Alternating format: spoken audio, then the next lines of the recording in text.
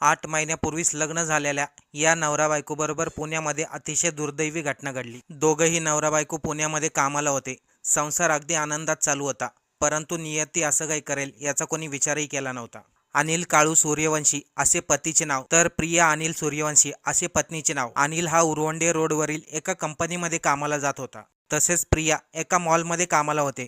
दोघंही कामाला जात असल्यामुळे संसार आनंदात चालू होता। बुधवारी रात्री प्रिया गणपती बघण्यासाठी मैत्रिणीबरोबर पुण्यामध्ये आली। प्रियाचे पुण्यामधील गणपती बघून झाल्यानंतर अनिल आपल्या पत्नीला टू व्हीलरवरती घेण्यासाठी आला। त्यानंतर दोघांनी एका हॉटेलमध्ये जेवण केलं आणि पुन्हा आपल्या घराकडे निघाले। हे दोघेही टू व्हीलरवरून लवळे फाटा इथे आले असताना एक भरधाव वेगाने येणाऱ्या डंपरने यांना जोराची धडक दिली। अक्षरशः हे दोघेही त्या टायराखाली आले आणि आत्ताच लग्न झालेल्या नवीन संसाराचे स्वप्न पाहत असलेल्या या नवरा बायकोचा या दुर्घटनेमध्ये दुर्दैवी मृत्यू झाला। रोज अपघातामुळे अनेक लोकांचे जीव जातात,